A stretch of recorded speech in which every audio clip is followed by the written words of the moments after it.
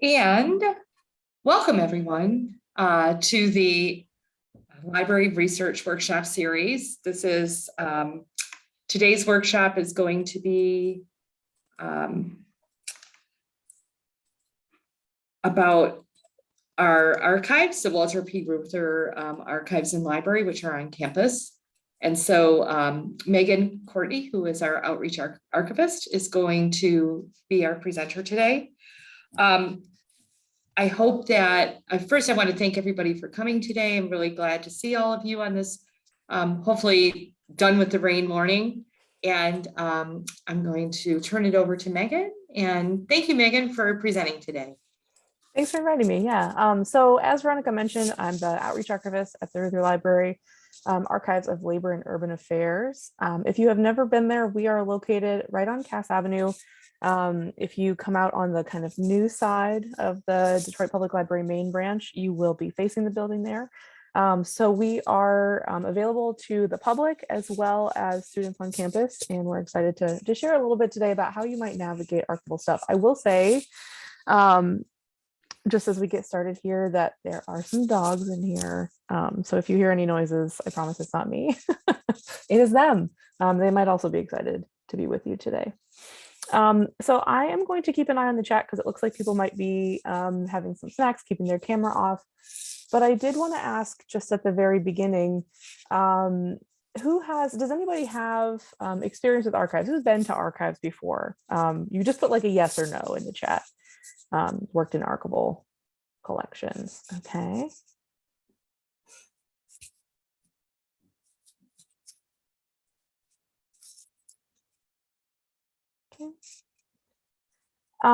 So where we're located is actually a different building from like UGL or Purdy Kresge. And it would be the kind of stuff that okay, so we have a mix, like some yeses, some nos. It's a little bit different from a library that you might be used to, whether that is something on campus, like I said, something like UGL or Purdy Kresge Library, or even different from your public library that you might be used to, or a school library that you've gone to elsewhere. So a couple of things to know about archives when you are doing research.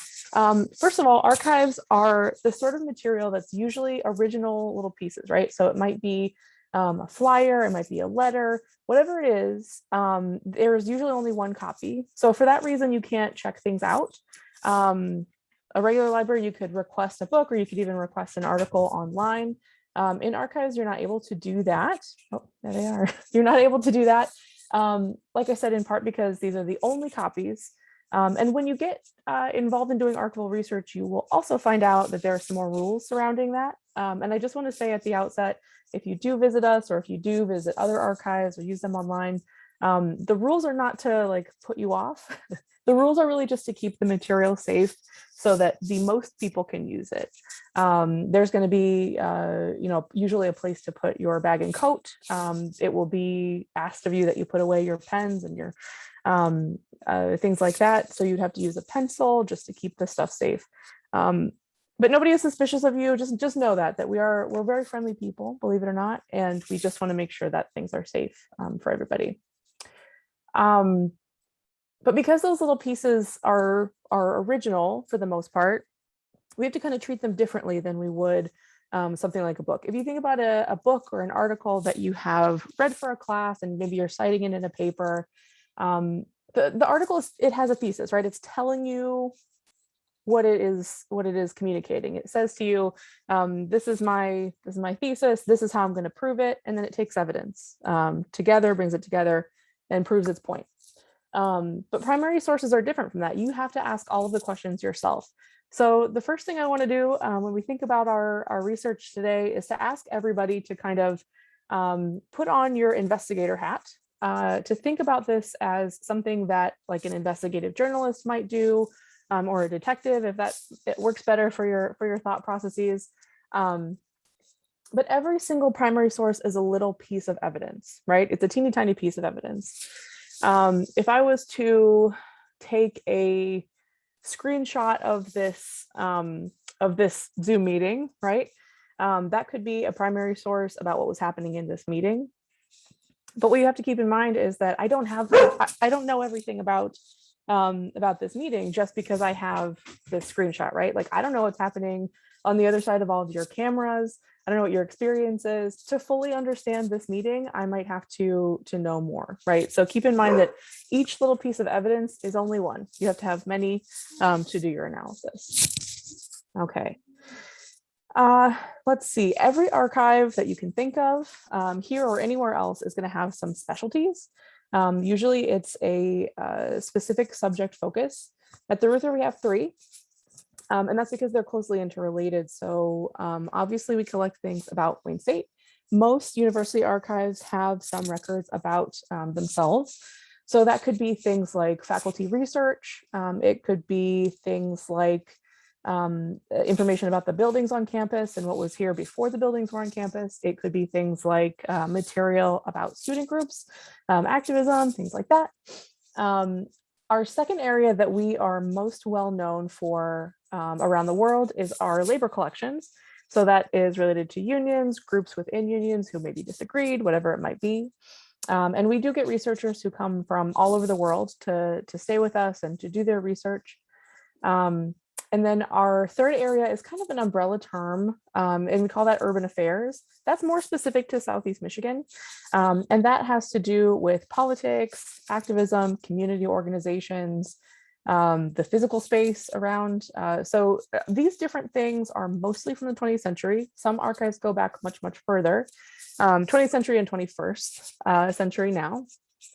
And so you will kind of find that those 3 areas talk to each other, right? If you have some collections about Wayne State, there are maybe the same people participating in community activism, things like that. There's some overlap. Okay, let me take a little break here. The one thing I want to make sure that we definitely come away with from this is thinking about how we use and contextualize our different primary sources. So when I say primary sources, the stuff that we have at the archives could be any different format. It could be things, like I said, letters, emails, photographs. It could be research data, but I will say most of it is older. So this is the kind of research data that might be in like a paper packet, but you can't find it online because no one ever published it online. So all of these different things, like I said, require you to ask these questions. Sometimes people get really hung up in their definitions about this, thinking about how to say that it's a piece of evidence and you have to put it in its context. So let's see. Some of the stuff we have at the Reuther has to do with city government, things that are happening in the city of Detroit, various ways that money is spent, etc. In order to understand that, you have to think about the moment in which it was created, right? The primary source could be from 100 years ago, it could be from today, but you have to think about the context of the moment that it lives in. So if you know that this is a document about 1960s in Detroit, then you will know perhaps that this is under a certain mayoral administration. You will have this context of the music that was popular in the 60s, the political movements happening in other states and cities in the 60s. You will have the understanding of how people were dressing in the 60s and the sorts of bills that maybe were up for approval but didn't get passed. So thinking about this big context, the world that this is created in, is really what we mean when we say asking these questions about primary sources. But archives are also arranged differently than libraries are. In libraries, let's say you have books in front of you, shelves of books, like things are grouped together, right? But for the most part, if you take a book or an article and you download it onto your computer, nothing about the information in there changes. You can move it from the shelf to your computer. You can move it from one shelf to another. It's the same thing. The information you get is exactly the same, no matter what the context is for it in that physical space. But in archives, that's not true. Everything in archives is arranged into what we call collections.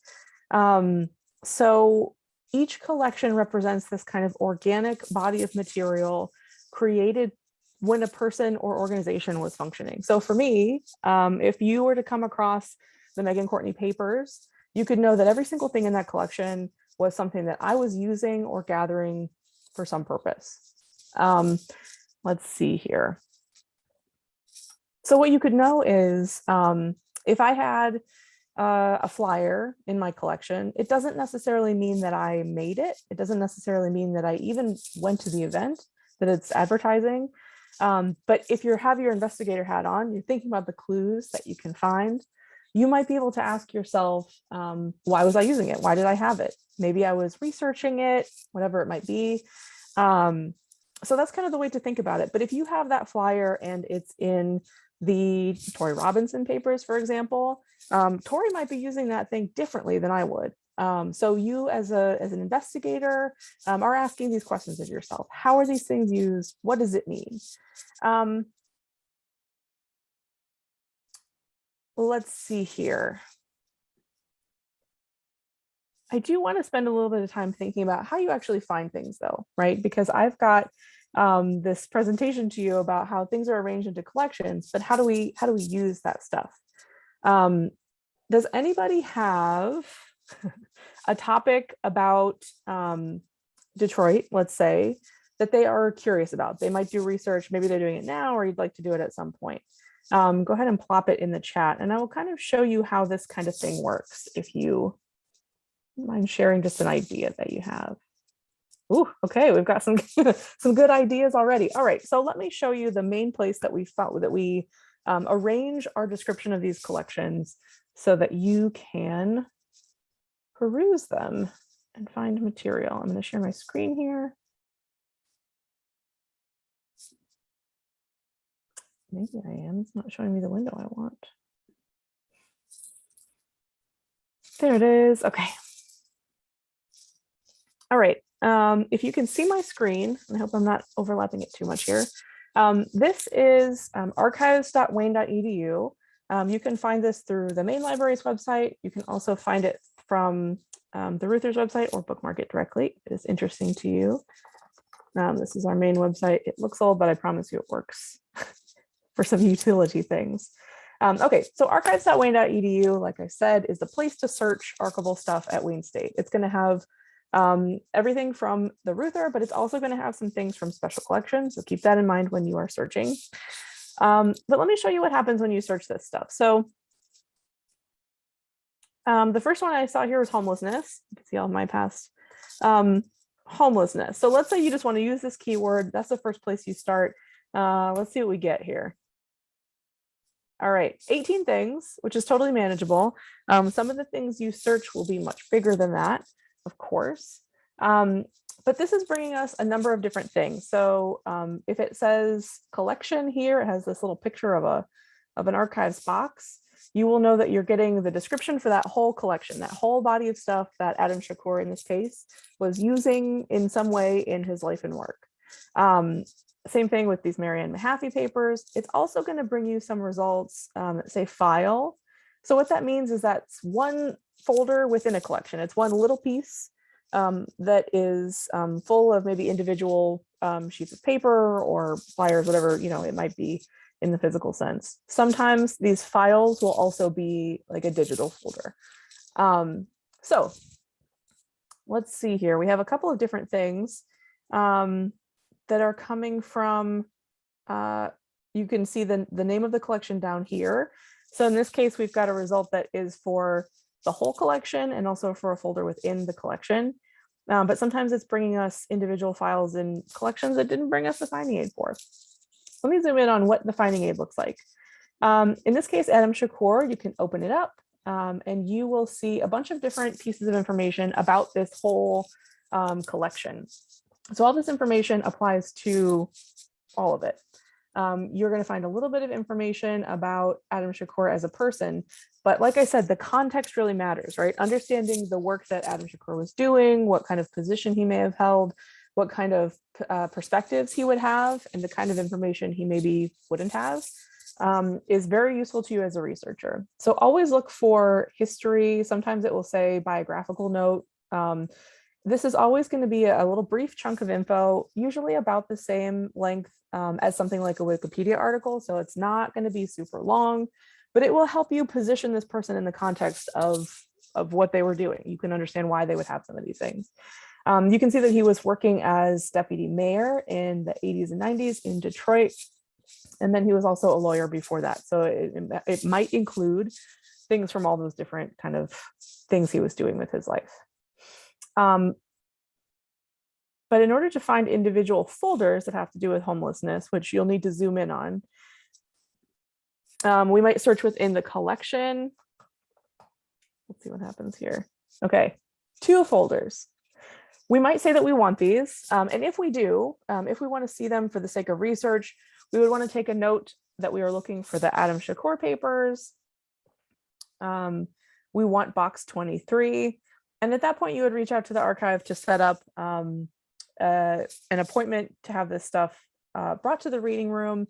You don't have to find it yourself. The page goes and gets it and then just brings you the boxes so that you're able to do research. You do not need an appointment. You can walk in if you want to, and the archivist is always there to help you out during our open hours. But it is totally possible to find these things in advance and just save yourself a couple minutes, because it does usually take a few for somebody to go into the stacks and get this stuff out for you. It could also be that there is material in this collection that is not coming up just because you search for homelessness. It would have to have the word homelessness in the folder description. This is a little tricky, and this is kind of the way that we think of clues. The folder description, it just says housing assistance and homelessness. In archives, we try to preserve all of those clues to help you solve these mysteries, right? So in most cases, we have kept the name that Adam Shakur or his office staff wrote on the file. So part of this is a clue for you. At least you know that his office was using the term homelessness. Sometimes, depending on, if you have really old records, terminology may be different. You know that they had some interest in homelessness here, but you might have to expand your search to different kinds of terms as well. To figure this out. Does anybody have a suggestion of an alternate term that could maybe get us to the heart of this homelessness question, but isn't the word homelessness exactly? To expand our search a bit.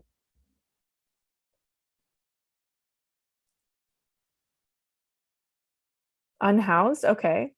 And we can know that this is, unhoused is a term, okay. Okay, hang on a second. First of all, I want to show you, this website does use Boolean logic, so you can sometimes put this little asterisk and it will add whatever potential letters come after that. So it would include homelessness, homeless, that kind of stuff. Let's see if we get different. Oh, okay. You do get some more. Let's see what unhoused brings us. Unhoused. Okay, we didn't get anything for unhoused. The no record comes here. And I would say, again, think about the context, like when terms are popular and when they're not. Unhoused is maybe a little bit more recently popular. And it could be that they just weren't really using it in the 80s. Let's think about living on the street. Okay, so if you have a phrase, like I said, use Boolean logic. So put it in quotation marks so that you're able to get that whole chunk of text. Nothing quite like that. Let's think about vagrancy. Vagrancy. Nothing there. Housing. So you could even just put HOUS and an asterisk, but let's see what happens with housing. Okay, so you're getting different results here with housing. And you have to ask yourself, is it what you want or not? And part of figuring this out is a little bit of a guessing game. So we might ask ourselves and we might say, oh, housing task force, this is perfect. Like that's what kind of agency the city was working through to work on housing. That might be exactly what we want. But sometimes you'll get that folder and there will be one sheet of paper in it that isn't really what you're looking for. Sometimes you'll get it and it's like 50 pages of everything they did. And you can really get a good sense of things.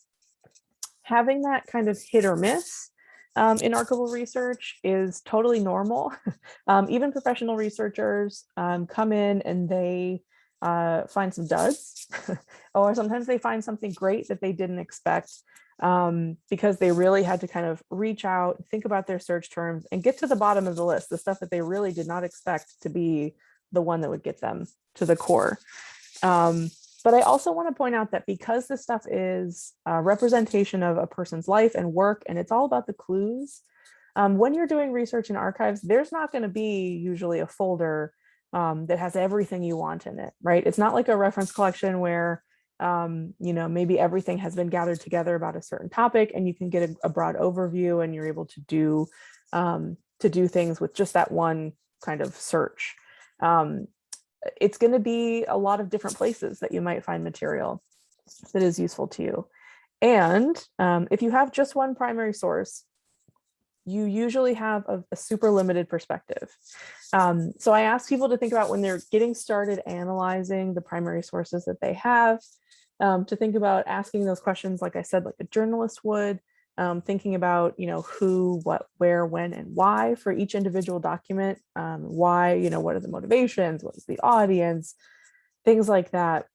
But the practice that is super different, and this is true whether you're using research data that you found online or some paper documents you found in a reading room, you got to ask those questions of your sources. Add a 6W to that though. And I always say, what do I wonder about this document? If I'm wondering about it, I'm acknowledging that this is only one perspective. There are other perspectives, and there's a lot more to know. Let me show you, air quality was another one that I got suggested there in the chat box. So I'm going to show what happens there. Again, I would put that into the quotation marks. Did I type that right? Yes. Let's see what we get for this. Okay. So let me ask, does anybody have a sense of who Karen Kendrick Hands is and why she would have anything related to air quality without reading the abstract, just off the top of your head?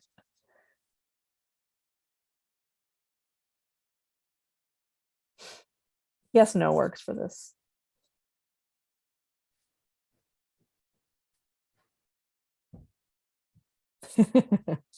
Okay, so Alexandra is trusting it because it came up in the search results. So she's saying, yeah, I got a sense.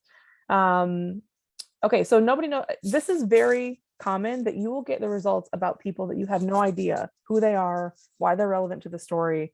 It's part of the clues, right? It's part of the investigation.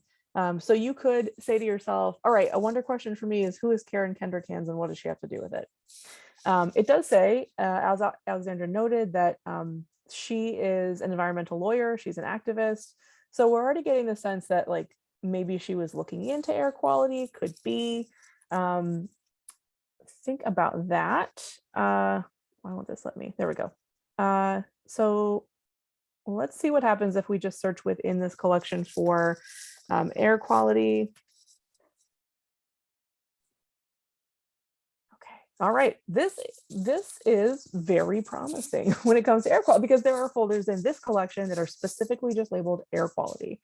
So you've got quite a bit that you would probably want to look at just with this. But let's say we look in all of these and they turn out to be kind of duds. What do we do? What other like paths forward might we have in terms of search terms?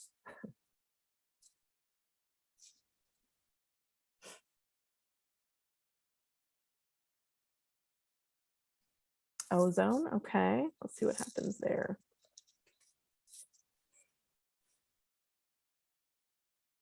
Okay, well, I think this might be a pretty relevant collection for the curiosity that you have. So there is a bunch of stuff from SEMCOG. I will say, if for your research purposes, you're curious about SEMCOG and what they were doing in the 90s, we do have another collection from SEMCOG itself. So this is another path that you might feel curious about and put in your wonder category, is to say, I'm seeing a lot from this organization. How can I search what they were doing, what their perspective would have been? Consider looking for the archival collection from SEMCOG. It could be at this archive or it could be at another archive, but getting that perspective based on these results could be very important to you. Okay, so there are quite a few things related to ozone in particular. But I want to impress upon you that archival research, like a lot of research, but if we're asking ourselves these questions and we're discovering new things and we're following clues and we are marking down the things we're curious about, we don't know, we're going to end up having this kind of iterative, developing search as we go along. It might be that you don't think you want to know in particular about environmental codes, but maybe you have to look that up to fully understand this. It's going to give you some clues even in the folder titles of other things that you might need to know about. Things like polluters or pollutants. That might be something that you would choose to search. It could be that you need to do a little bit of research about what the DNR was doing down here, Department of Natural Resources.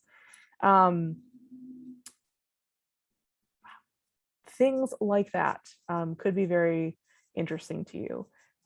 Super common things to put into that wonder category are organization names. Acronyms are a big one because you'll discover the names of organizations that you didn't even know existed.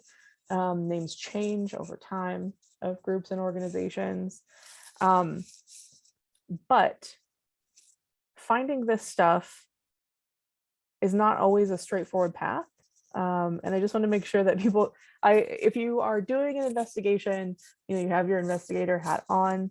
Sometimes getting really comfortable with that feeling of uncertainty and sometimes being a little overwhelmed is a big step forward in doing research, in particular with primary sources. Just being aware that you maybe won't know everything about this, even though you want to, and that there are lots of other places to find the information outside of just that one study or document or whatever it is that's in front of you. Let's see. Okay, as you can see, when we think about air quality, we really get quite a few records. This one brought us 52. And I just want to kind of think about a couple of other ways to search. Like I said, collection is the description of that whole body of material from that person or organization.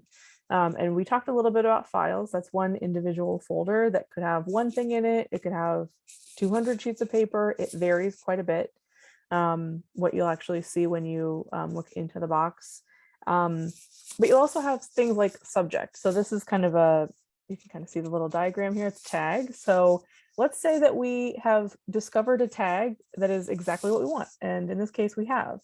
What happens here? So we've opened the air quality section. Again, these are subject headings usually. Let's see. So it's going to bring you everything that has been tagged with this subject heading.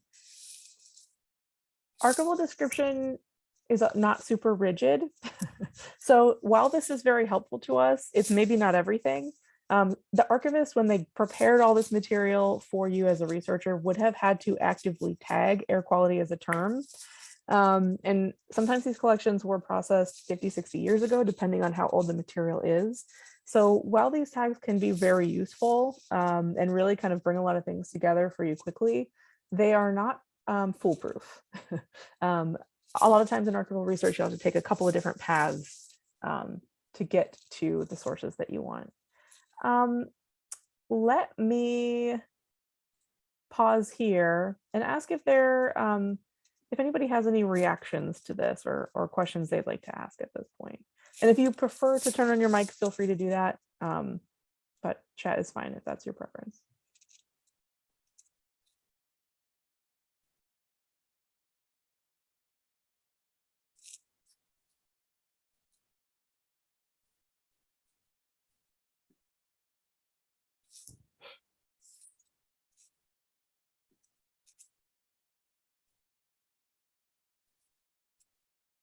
Yeah, so if you search in quotations, it's going to bring you the phrase.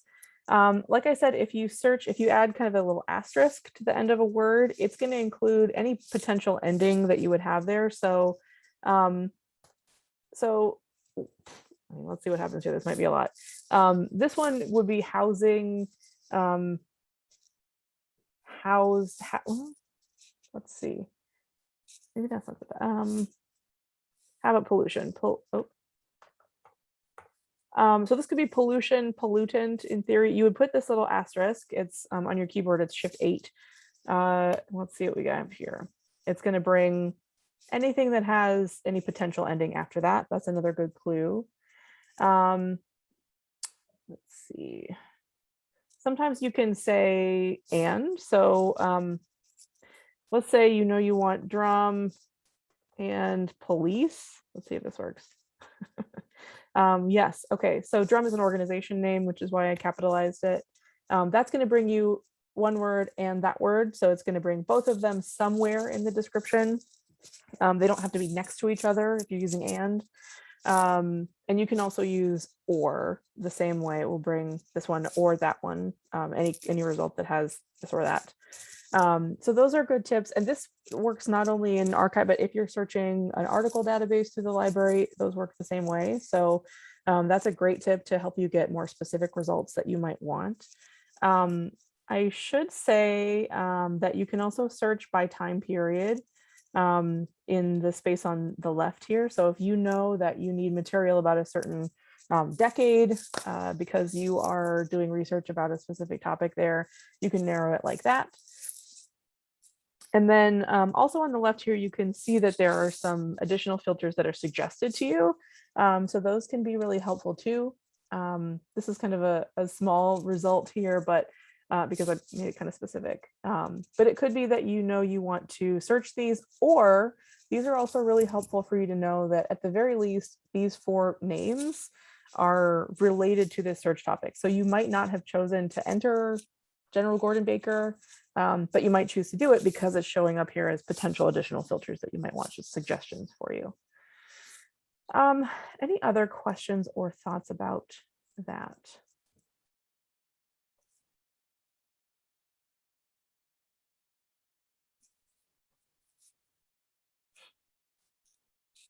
You can keep asking questions. I will answer them whenever you have them. So if something comes to you, you want to just plop it into the chat, we can do that. But let me show you a couple of additional things that you might find when you're doing research here. So at some point, if I do a tour in person with classes or a session online, a lot of times people will ask me at some point, how much of this stuff is digitized and online and fully searchable? If we were in person, you would see that the Reuther archives is really, really big, physically very large. The physical stuff that we have takes up a 4-story building, and it is so much. And the answer is, of all of that stuff, less than 1% of it really is currently digitized and available online. There are several reasons for that. Some of them are just the massive cost of scanning stuff, of getting it ready for all of you, putting the necessary metadata, attaching it, but also having systems that serve it to you well, that represent, again, that context that's super important. So we do digitize material that is heavily used, that people ask for a lot, because we want to keep the original safe as long as possible. So it's safer for the stuff if you're using a surrogate online. But sometimes we can't put it online because of things like copyright, or the donor doesn't want us to. So there are lots of different reasons that material isn't online now and probably won't ever be. So keep in mind when you're doing any kind of research with archival sources that the stuff you can find online is just a teeny tiny taste of all that is available. But I want to show you a few things that are, in case you need to use those for an occasion when you can't physically come in. Drum is a good example of a collection that is digitized and is available through this platform. So I want to show you what that looks like when you have found something that is available digitally, because it doesn't like load a beautiful picture right away. What you would do here, this navigation on the right side, eventually when you pop it open, is going to show that context, that structure of the collection. So you can see different arrangement here. This represents one folder, right? One folder of information.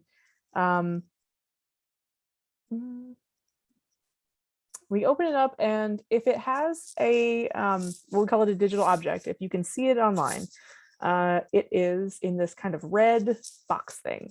So when you open it up, might take a second to show up on your end. This represents a whole folder worth of material. If you had the box in front of you, it would be folder 15.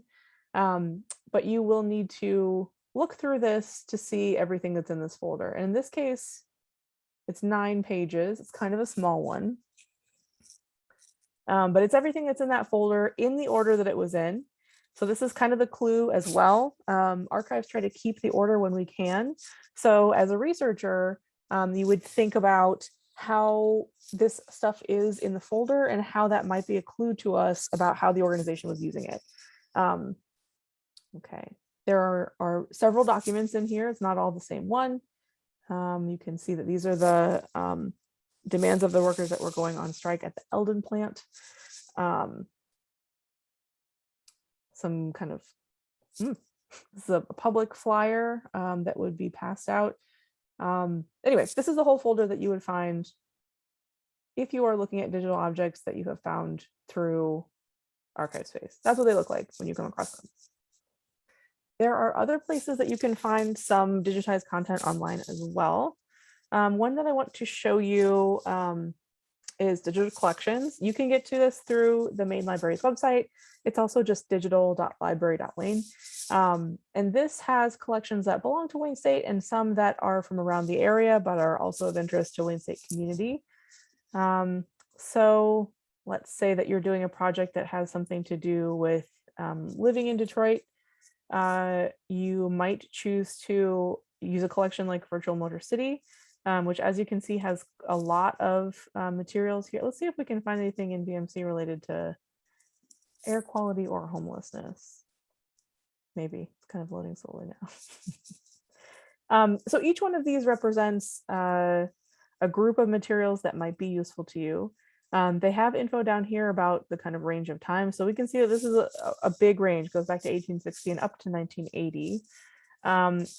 Whenever you're doing archival research online and you find an individual document, you need to look for that contextual information. We call it metadata, but it's just kind of the info about the stuff that you're finding. Look for this, right? Look for things like who made this, what collection is it from? Sometimes it's called something like creator. But if you're doing archival research online and you're just finding like a loose Google image search, you don't get the context. You don't get all the clues that you'll need to really understand it. Okay. Let's just search across all of this actually for air quality and see what we get.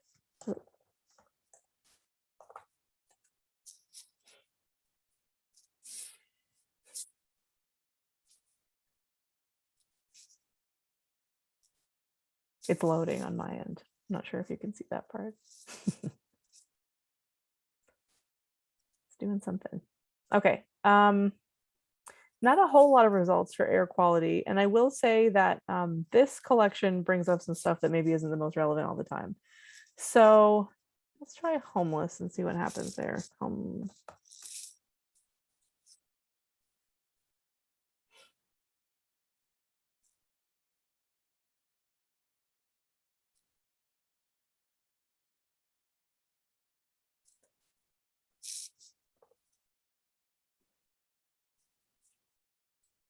Still working on it.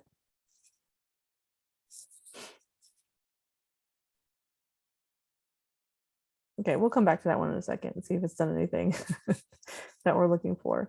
All right, another place that you might find things online if you are curious about collections that are strong at the Reuther is at our website, which it looks a little old at the moment. It's in the process of being updated, but it has some good things that could help you get started on your path. And that is reuther.wayne.edu. Okay, like I said, a little old looking, but some things that might be useful to you. This tool, this quick search tool, which is the same as something that you would find on the library's website, will search across a lot of different platforms. Let's try air quality here. And while that loads, I see that Maddie has asked, is the digital collection the same as the archives? This is a tricky question. So yes and no. A digital collection, the way that we've defined them here, is a group of stuff that is related. So it's not necessarily something that was created through that organic process of a person like living or an organization functioning.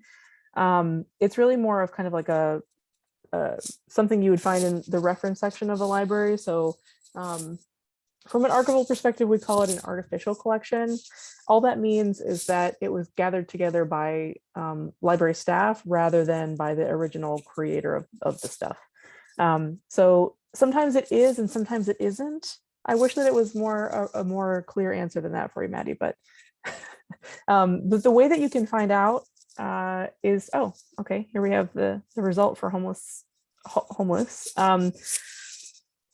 The way that you can find out what archival collection is to look for the metadata. So down here you can see where it says creator. In this case, it says Detroit News. So we know that this comes from the Detroit News collection, actually, at the Reuther, if that helps to answer the question. So you'll need to take that kind of additional step of finding out who made this, gathered it together, that kind of thing. This is another case where we have kind of preserved the description that the Detroit News used. So it's a clue to all of you. And it does say some terms that a lot of people don't use anymore here in the description. This is the way that the Detroit News kind of filed this stuff for their own use. But it can tell you about who they were as an organization, that this was the terminology they were using. So we haven't gotten rid of it. I will say there are debates in archives about how to properly preserve those clues without creating undue harm to various communities. So, okay, these are the quick search results. You can see that this is bringing a lot of different sources together for you related to this air quality term. Archival materials over on this left side is going to be everything that we saw in the archive space results. So this page, and if you click on these, it'll take you back there. It's bringing you the results from the digital collections where we were just a second ago. But it's also going to bring you some things from our website, which could be useful to you. Image gallery is another place to find images that is different from the digital collection space. So these are ones that have been uploaded to our website. It could be that these are useful to you. This one is labeled news. It's not really news. It's actually all of our blog posts. So the way that this might be useful to you is that we write these kind of subject-specific blog posts, and they give you an overview of a topic, but they also show you the collections that you know are going to be relevant to you. So let's say you want to know about Virginia Park neighborhood in Detroit. So you'll get some street scenes from digital collections, from those Detroit News collection things. These come from other image collections, but you'll also see these subject posts. And this article is going to give you a little sense of kind of what is happening in Virginia Park, what is important about it, how it relates to the city. But it is also going to show you these relevant collections. So that could be useful to you if you know you have a topic. If one of your hits is a blog post, you are very lucky. Somebody has done a little research in advance for you. But so far, all this material has been finding stuff at the Reuther. So there are a couple of other things that you might need to use. First of all, please know that, oh no, what did I do? Please know that archives don't contain everything in the world about a topic. We found a lot of results around homelessness. We found a lot of results around air quality, but our archive only has the stuff that we have asked to collect, right? So we had to guess years ago what people would think was important. And what that means is we didn't ask everybody for everything. Sometimes archival collections are at another repository. When it comes to activism in the city, sometimes activists don't necessarily trust a university entity, and they would prefer to give their material to a public library or to keep it in their own community and manage it that way. And sometimes people have gathered stuff up, but it was in their basement and they got flooded and now it's lost. So as you're doing research, also think about the gaps, also think about the voices that are not included in your results, seek them out. Think of different ways to find them, but be aware that the absence of some of those voices is a part of the research too. I don't know why this is not bringing me what I want in terms of archive grid. Why is it doing it? What is this? I clicked on this before and messed it up. Okay, the point is that archive grid, is this? No, that's not what I want. What have I done? Maybe this will do it. Okay, well, I don't know why I'm doing it through you then, but. All right, Archive Grid is a tool that you should know about. I do not know why it is not linking the way I want it to. That searches across all of the different archives that participate, right? So it is bringing, I'll link to it. It's bringing together all of the, I'm just gonna tell you about it for now. It's bringing together all of the things that that we put in there, but also archives across really the world, but mostly the United States have put in there. And what that means is that if you search for something like Detroit air quality, you'll get our results, but you'll also get the ones that are at U of M or at University of California. Anybody that's participating in this, you're going to get results from there. So that's very cool. And you can reach out to the archives at those locations. Many places are going to have some material online through their various collections too. Actually, the California system has a great set of online collections. And so in that way, you're able to search across more different places, more different perspectives. There are other kind of aggregating tools that might be useful to you. If you are not familiar with DPLA, it is something that you should think about. And it's called Digital Public Library of America. It has many, many, many primary sources that are available to you. It's not just primary sources, but a lot of what's unique there is. So let's say we want to search for air quality, and I'm going to add Detroit and see what happens. Okay. Yes, thanks, Veronica. So these are all scanned items. So if you are looking for stuff that you can definitely find online, DPLA is a good source for that. And you can see that this is coming from a lot of different places too. It's bringing to you things from Megan, different. you might need to reshare your screen. I'm sorry. Oh, thank you so much. You're welcome. I forgot that I had stopped. Okay, now you can see it. There we go. Okay, so we searched air quality. You can see I put air quality Detroit up here. And you get results from a lot of different places. You get them from universities. This is Purdue and Northwestern. You get this from Internet Archive, so if you use that tool, but you can also get them from government entities, public libraries, whatever it might be. When you find these, the same rules apply for thinking about the context, thinking about the metadata, and that is all available for you here. You can find out where it came from, how it got here, and the context. Actually, that seems to be a published piece. This one might be a better.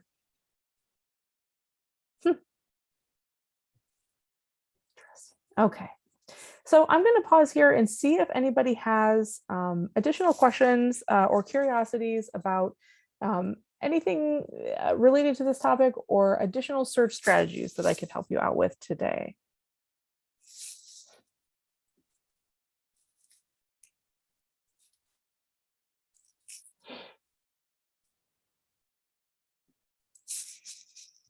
I will keep an eye on the chat if you have some, but I would like to leave you with this reality that sometimes archive searching can be, oh, okay, yes, if you want to cite the archival document, what should you do? So most citation styles will have a style for the various archival documents that you are finding, but some places will offer you, I don't think that they do.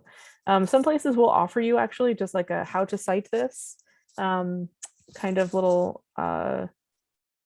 quote. Let me see if we have it on our website. We put this on the reading room thing so you can see it. But maybe not. Let me see what happens if I do this. It can be a little bit complicated. I will say, first thing that you should know is that you do need to figure out that location. So you want to make sure that you're including in your citation the collection name. You want to make sure that you're including the box and folder information. So for the box, it's usually the box number and then also the folder title. And then depending on the style, they might ask you to also include the title of a document if you have it. Yeah, thanks, Veronica. So here's a way that you, oops, I clicked it. I'm not sharing that screen. Okay. You will see that there are a lot of different places, but there are also those kind of automatic tools that will help you out, that you can kind of load the different pieces and change the So all of your different citation tools should have an option for primary sources. But like I said, as you're doing research, keep notes about the collection name, the box number, and the folder title. That's important. Okay. A couple things I want to make sure that you do know so that you can find us again if you need to. It can be hard to search in archives, and sometimes getting started is difficult. But like I said at the top, archivists are very friendly, and we do like when you all talk to us. So getting your questions to us at the Reuther specifically can be done by using Ask an Archivist. It's here on Archive Space, and then through our main website, it is this kind of big green button. And all that will do is bring you to a way to message us directly. We're happy to help you navigate these finding aids, the collection descriptions, or even offer advice on where you might find the right stuff for you, whether it's here or at a different repository. I'm happy to consult about those things. And then if you're just a little bit curious about what we have, but you don't really have a question you want to ask yet, I would recommend, there we go. We have various social media platforms that we use to help share just a couple of things that we're working on with people. As we prepare materials, we often find things that are just kind of cool or interesting, and we like to put those on social media. But also when we're doing events, things like that, you can find out about those. So our kind of handle across most platforms is just @Reuther Library. And you can find us there as well. And we, if you message us on those platforms, we receive those too. But thank you all for coming today. We have just a couple minutes left if you want to answer questions, but I think that is the end of my kind of formal list of things I wanted to talk to you all about today.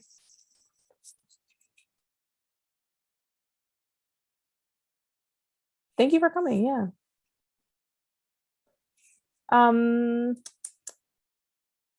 Okay. If anybody has any thoughts about research questions, like, is there enough material for my research project? If I need to prep and make things available for something like a grant proposal or something like that, happy to consult on that too. All right. Have a great afternoon. Thanks, everybody. Thank you so much, Megan. Thanks for everybody who attended today. Bye. Thanks.